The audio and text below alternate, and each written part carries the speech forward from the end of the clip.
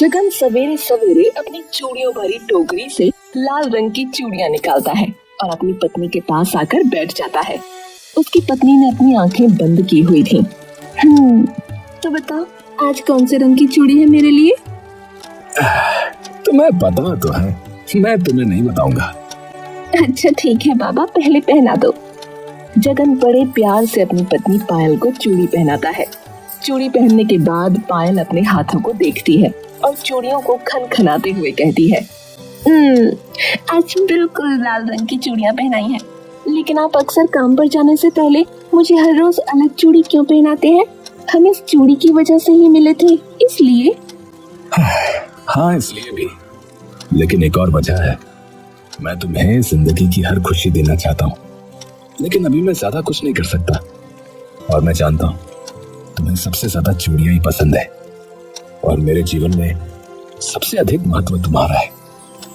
मैं अपने हर दिन की शुरुआत तुमसे करना चाहता हूँ, इसीलिए मैं सबसे पहले तुम्हारे हाथों में चूड़ियां पहनाता हूँ। अच्छा ठीक है, अब खाना खा लीजिए, फिर आपको काम पर भी जाना है। जगन और पायल साथ बैठकर खाना खाते हैं और पायल जगन के लिए लंच पैक कर देती है। जिसके बाद जगन चूड़ी की टोकरी सिर पर रखकर चूड़ी बेचने दूसरे गांव में जाता है। जगन चूड़ी बेचने इधर उधर गांव में जाता है। चूड़ी ले लो चूड़ी, हरी पीली लाल नीली गुलाबी, रंग बिरंगी चूड़ियां, चूड़ियों वाला। तभी वहाँ दो महिलाएं चूड़ी लेने आ जाती हैं। ला भाई दिखाओ, कैसी कैसी चूड़ियां हैं आज तुम्हारे पास। देखो बहन जी, हर रंग की चूड़ी है मेरे पास। हाँ आप बताओ, आपको कैसी चूड़ी चाहिए बताइए। मुझे तो सबसे हटके चटाकेदार रंग चाहिए। और मुझे तो जामुनी रंग की चूड़ियां चाहिए, बिल्कुल मेरी साड़ी जैसी। जगन उन दोनों को उनकी पसंद की चूड़ियां पहनाता है। हाँ तो बहन जी, आपके हो गए 150 रुपए और आपके हो गए 200 रुपए। अरे भाई 200 रुपए कैसे हो गए? अरे ये महंगी चूड़ी है, इस पर देखो कितना अच्छा काम भी हुआ है, तो महंगी ही लगेगी थोड़ी सी। अरे जरा कम करो ना, मैं तुम्हें इतने पैसे नहीं दे सकती। तुम्हें तो पता है मैं हर बार तुमसे ही चूड़ी खरीदती हूँ, इसीलिए तुम्हें कुछ पैसे तो कम करने ही होंगे। हाँ बिल्कुल, कुछ तो कम करो। अरे बहन जी, अरे मेरी चूड़ी सबसे अच्छी होती है और देखिए ना, आसानी से टूटती भी नहीं है। हाँ इसीलिए आप मुझसे सामान खरीदती है। बताइए, बोलिए, है ना? देखिए आप हर बार पैसे कम करवा ही लेती हैं, पर आज नहीं कर पाऊंगा। हाँ अच्छा ठीक है, ले लेते हैं। पैसे लेकर जगन आगे चूड़ी बेचने जाता है। ओहो, आज चूड़ी बेचने में ही इतना समय लग गया, बाकी काम कब होगा? आज तो पक्का डांट पड़ेगी। जगन आगे जाकर जंगल के रास्ते से कहीं गायब हो जाता है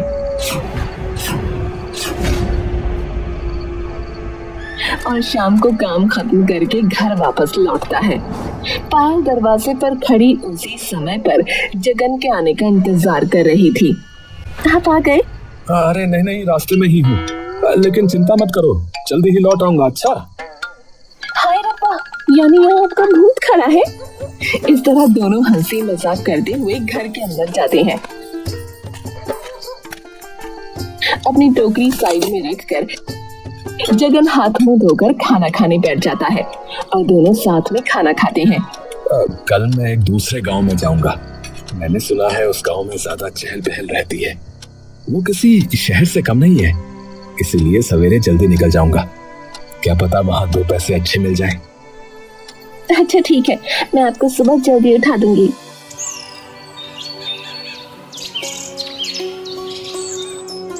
अगले दिन सुबह जल्दी उठकर जगन फिर से अपनी चूड़ी की टोकरी लेकर दूर के गांव में बाजार में चूड़ी बेचने जाता है। चूड़ी ले लो चूड़ी, चूड़ी वाला आया, हरी पीली लाल नीली गुलाबी, रंग बिरंगी चूड़ियां। अरे भैया, चूड़ियों की खनक से पूरा घर झूम उठता है। हाँ अरे दीदी दिखाओ चूड़ी। ऐसा कहते हुए जगन काफी दूर चला जाता है और जंगल के रास्ते से होते हुए एक जगह पहुंचता है। वो एक पेड़ के नीचे अपनी टोकरी रख देता है और अपने गमछे से उसे ढक देता है। फिर चारों तरफ नजर घुमाकर देखता है कि कहीं उसे कोई देख तो नहीं रहा।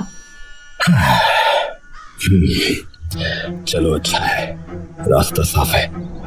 सबकी नजरों से बचकर वो एक बड़ी सी हवेली के अंदर जाता है, जहाँ एक आदमी पहले से उसका इंतजार कर रहा था। अरे भाई, तुमने इतनी देर क्यों लगा दी थी?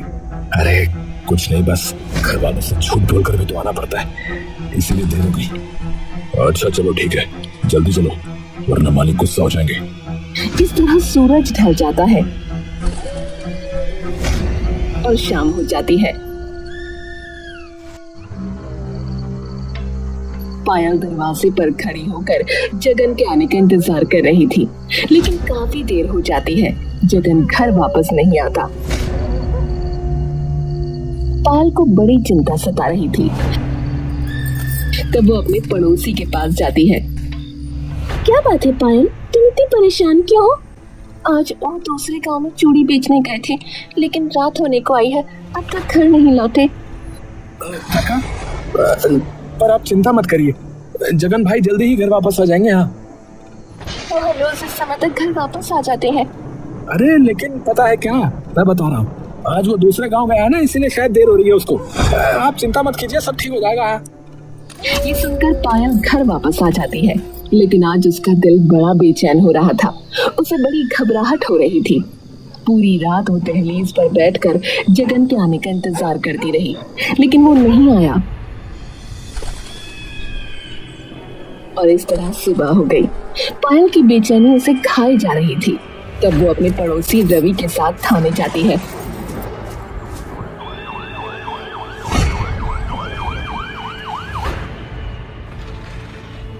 अरे इंस्पेक्टर साहब नमस्ते। अरे ये जो जगन है वो कल शाम से लापता है, वो कल शाम को घर वापस नहीं लौटा है। आप जल्दी से उसे ढूंढ दीजिए।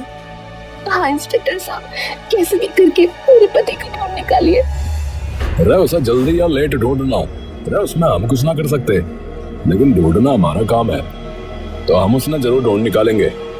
ये कंप्लेंट लिख दी है, अब घर जाओ बड़े। पायल बेचैन होते हुए रवि के साथ घर वापस आती है तो देखती है कि जगन एक थैला लिए हुए बाहर खड़ा था। पायल दूर से ही दौड़ती हुई जगन के पास आती है। अरे आप कहाँ चले गए थे? कल रात से घर वापस भी नहीं आए थे, आखिर ऐसा क्या हो गया था? सब ठीक तो है ना? अरे बस बस, इतने सवाल मत पूछो, सब ठीक है। रवि भी वहाँ आ जाता है। लेकिन भाईजी आप कहाँ गए थे? पता भी है भाभी जी को कितनी चिंता हो रही थी, हमने तुम्हारी कंप्लेंट भी लिखवा दी थी, हम अभी थाने से ही वापस आ रहे हैं। अरे कंप्लेंट वापस ले लेना भाई, सब ठीक है। जगन पायल से कहता है। चलो चलो घर के अंदर चलते हैं। पायल और जगन दोनों घर के अंदर चले जाते हैं। तब रवि सोचता है, कुछ तो बहुत ही गड़बड़ लग रही मुझे कुछ ठीक ही नहीं लग रहा है। पता नहीं मेरा वहम है या कुछ और ही बात है। अंदर जाने के बाद भी पायल जगन से बहुत से सवाल पूछती है, लेकिन वो कोई जवाब नहीं देता। आप मुझे कुछ बता क्यों नहीं रहे हो? अरे मैंने कहा ना, वो गांव बहुत दूर था, शाम हो गई, फिर कोई सवारी नहीं मिल रही थी, इसीलिए फिर सुबह वापस आया हूँ मैं। अच्छा, लेकिन आपकी चूड़ी की टोकरी कहाँ है? अरे कितने सवाल पूछती हो तुम हैं? मैं अभी बाहर से आया हूँ। पायल को जगन का ये व्यवहार ठीक नहीं लगा, क्योंकि आज से पहले उसने कभी इस तरह से बात नहीं की थी। मुझे कुछ ठीक नहीं लग रहा, ये कुछ पतले पतले लग रहे हैं। पायल अगले 2-3 दिन तक देखती है कि जगन अब ना तो ज्यादा कुछ बात करता था, ना ही वो पहले की तरह पायल को हर रोज चूड़ी पहनाता था। 3 दिन गुजरते हैं, फिर एक दिन पायल अपना हाथ जगन के आगे करती हुई कहती है, मुझे चूड़ी नहीं पहनाओगे? अभी मेरे पास चूड़ी नहीं है। चूड़ी बेचने क्यों नहीं जा रहे हो? कुछ बात हुई है तो मुझे बताओ ना, कोई परेशानी है तो बताओ, मिलकर हल निकालेंगे। देखो मैं समय आने पर सब बता दूंगा, ठीक है? मैं अभी कुछ नहीं कह सकता। इतना कहकर जगन घर के बाहर चला गया।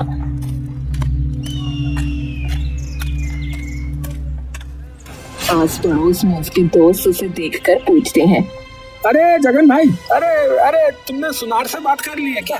सुनार से? किस बारे में? अरे यार वही, अरे यार तुझे एक अंगूठी के बारे में पता करना था ना। जगन थोड़ा रुक कर कहता है। ओह अच्छा अच्छा, हाँ हाँ अंगूठी, हाँ अरे हाँ पूछना तो था लेकिन अब नहीं पूछना है। इतना कहकर जगन आगे चला जाता है।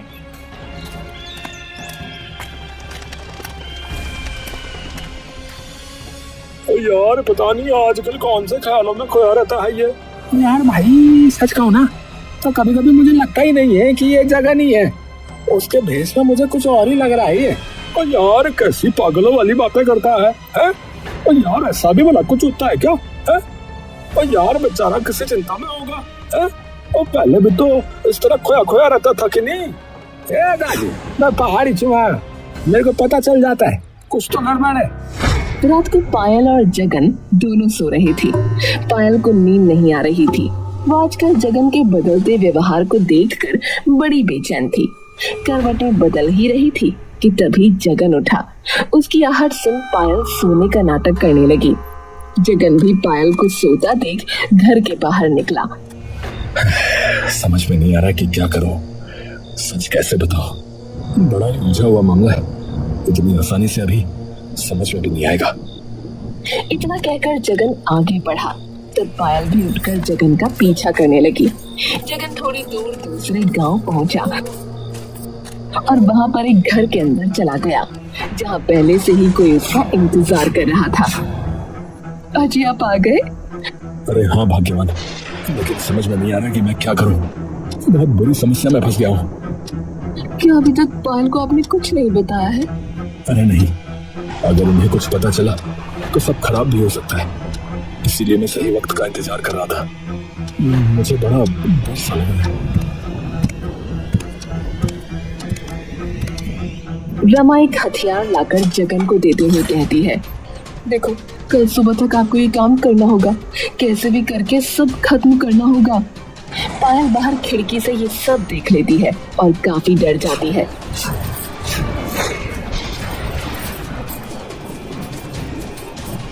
और जल्दी से घर का दरवाजा बंद कर लेती है। हे भगवान, ये सब क्या हो रहा है? मुझे तो कुछ समझ में नहीं आ रहा। पायल बहुत ज्यादा घबरा गई थी।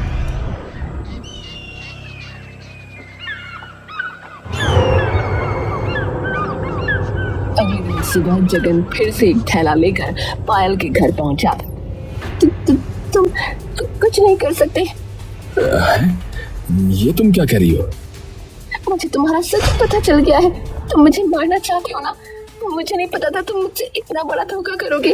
तुम्हारी दूसरी पत्नी है, मुझे सब पता चल गया है। अरे नहीं नहीं ऐसा नहीं है, मेरी बात सुनने की कोशिश करो। इससे पहले जगन आगे कुछ बोलता तब वहाँ इंस्पेक्टर आ जाते हैं, क्योंकि पायल ने पहले ही उन्हें सब बता दिया था और वो जगन के आने का इंतजार कर रहे थे। तब उसे गिरफ्तार कर लेते हैं।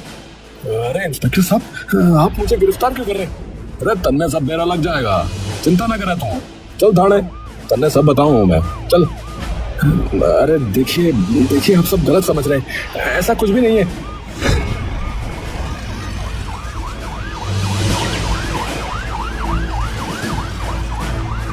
इंस्पेक्टर जगन को लाकर जेल में बंद कर देते हैं। जगन बार बार विनती करता है। अरे इंस्पेक्टर साहब, अरे ऐसा कुछ भी नहीं है जैसा आप समझ रहे हैं। अरे क्या समझाना है, क्या नहीं समझाना है, ये सब हमारा काम सा है, समझा? तो भी बैठ आराम था यहाँ पर। वहीं दूसरी तरफ पायल जगन की फोटो देखकर रो रही थी। मुझे नहीं पता था तुम मुझे इतना बड़ा धोखा दोगे। इतना प्यार से रखते थे, कभी लगा ही नहीं कि ऐसे निकलोगे।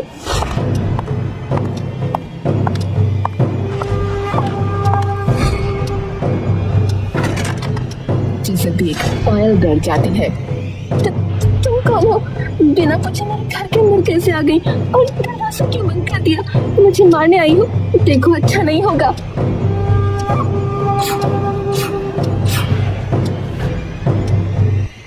तुम जेल से वापस कैसे आ गई? दोबारा मुझे मारने आई हो, वो भी एक औरत का रूप लेकर। कितने गंदे आदमी हो तुम।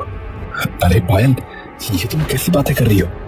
मैं तुम्हारा पति जगन हूँ, हाँ, और धोखेबाज भी, जिसकी दूसरी पत्नी है और मुझे मारने की साजिश कर रहे थे जिसके साथ। अरे मैं भला ऐसा कैसे कर सकता हूँ? तुम गलत समझ रही हो। देखो, अभी जो 2 दिन पहले तुम्हारे पास आया था ना, वो जगन नहीं, कोई और था। ये सब सुनकर पायल बड़ी हैरान परेशान हो जाती है। अरे मेरा सर घूम रहा है, मुझे समझ में नहीं आ रहा यहाँ चल क्या रहा है। अरे देखो, मैं तुम्हें सब समझाता हूँ। वो दरअसल मेरा जुड़वा भाई है। मेरी जान खतरे में थी, इसीलिए मैंने उसे यहाँ पर भेजा था। देखो, तुम चिंता मत करो, हमें अभी उसे जेल से छुड़ाना होगा। तब मैं बाद में तुम्हें सारी बातें बता दूंगा, ठीक है? नहीं, पहले मुझे बात बताओ, क्या बात है? अरे सुनो, देखो, मेरा असली काम चूड़ी बेचना नहीं है, समझी? चूड़ी बेचने का सिर्फ नाटक कर रहा था। दरअसल मैं एक जासूस हूँ। एक बड़े से डाकू के गिरोह को पकड़ने के लिए भेस बदलकर उनके गिरोह में रह रहा था। और उस दिन घर से मैं टोकरी लेकर चूड़ी बेचने के नाम से निकला था, लेकिन फिर मैं उस डाकू की हवेली में पहुंचा। अरे तुमने इतनी देर क्यों लगा दी भाई? कुछ नहीं, बस घर वालों से झूठ बोलकर भी तो आना पड़ता है ना, इसीलिए देर हो गई। अच्छा ठीक है, तू अंदर जा, मुझे एक काम है, मैं आता हूँ, ठीक है? जगन हवेली के अंदर जाता है, जहाँ पहले से ही डाकू और उसके आदमी कुछ बात कर रहे थे। क्या कहा? वो जगन धोखेबाज है, वो बस हमें पकड़ने के फिराक में यहाँ आया है। हाँ मालिक, वो पुलिस से मिला हुआ है मालिक, हम उसे छोड़ेंगे नहीं, आने दो आज उसे। जगन पहले ही ये सारी बातें सुन लेता है और वापस दरवाजे से भाग जाता है। तभी वो पहला आदमी अंदर आता है। अरे आज जगन अभी तक क्यों नहीं आया भाई? अरे क्या कह रहे हो भाई? अरे अभी थोड़ी देर पहले मुझे दरवाजे पे मिला था, मैंने उसे अंदर भेजा था। क्या कह रहे? तो लगता है फिर उसने सब सुन लिया है। चलो जल्दी उसे पकड़ते हैं, चलो। डाकू अपने दोनों आदमी के साथ गाड़ी में बैठकर जगन का पीछा करता है, लेकिन वहीं दूसरी तरफ जगन अपने जुड़वा भाई के घर पहुंच गया था। क्या बात है भाई, इस तरह भागकर क्यों आए हो? अरे कुछ नहीं, डाकू मेरे पीछे पड़े। सुन, वो मुझे छोड़ेंगे नहीं, लेकिन मेरे पास उनके खिलाफ सारे सबूत हैं। सुन, तू ये सबूत लेकर पुलिस के पास चले जा और उन्हें पकड़वा दे, जा। अरे लेकिन तुम भी मेरे साथ चलो, वरना तुम्हारी जान को खतरा होगा। अरे नहीं, अगर अभी हम साथ में जाएंगे तो दोनों ही मारे जाएंगे। तुम सारे सबूत लेकर पहले मेरे घर पहुंचो। पायल भी परेशान हो रही होगी, 1 या 2 दिन मेरा इंतजार करना। अगर मैं ना हूं तो पायल और पुलिस को सब बता देना, ठीक है? लेकिन भाभी तो मुझे पहचान लेंगी। अरे यार, सिर्फ एक तिल का ही तो फर्क है हमारे अंदर। अपने गाल पर नकली तिल लगा ले, फिर नहीं पहचान पाएगी वो। अच्छा, अब मैं चलता हूँ, इस जगह के बारे में पता नहीं चलना चाहिए। मैं अपने साथियों से बात करके यहाँ से निकलने की कोशिश करता हूँ, ठीक है? चल जा। इतना कहकर जगन वहाँ से चला जाता है। तब पवन की पत्नी रमा, अजी आप अपना और पायल का ध्यान रखना। हाँ ठीक है, तुम भी ध्यान रखना, मैं जल्दी लौट आऊंगा।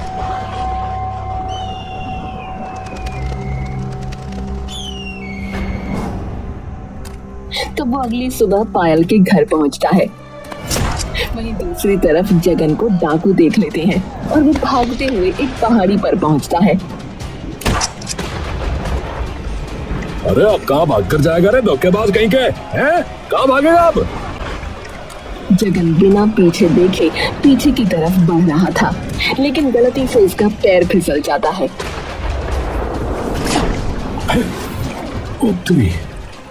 झरने में नीचे गिर गया। हाँ सच कहा, चलो अच्छा ही है, हमारा काम आसान हो गया।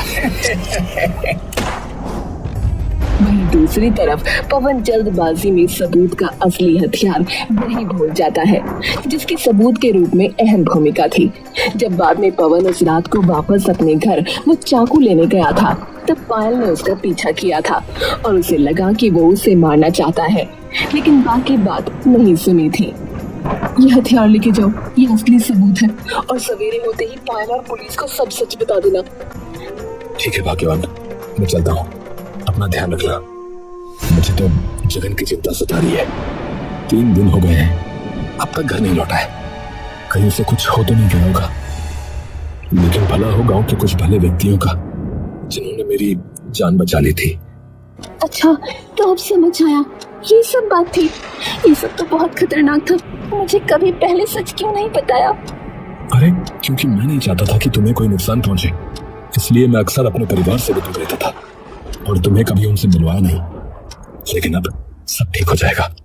चलो जल्दी पुलिस स्टेशन चलते हैं। दोनों घर से बाहर निकलकर जेल की तरफ जा रहे थे, लेकिन तभी रास्ते में डाकू अपने दोनों आदमियों के साथ आकर उनका रास्ता रोक लेता है। तुझे क्या लगा रे? तू इतनी आसानी से हमसे बच जाएगा क्या? अब तो गया। तभी पुलिस आकर उसे और उसके आदमियों को पकड़ लेती है। अरे तारे गिरोह की तो हमने बहुत टाइम से तलाश थी रे भाई।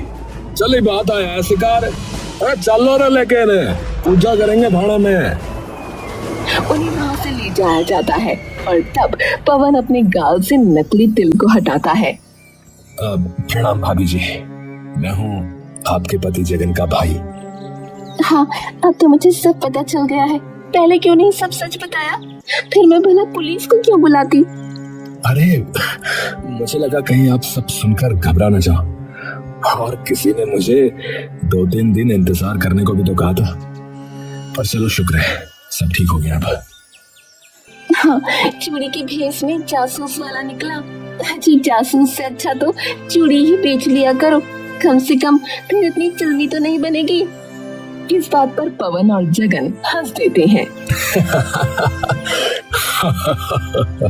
हाँ देखते हैं आगे तो कुछ भी हो सकता है।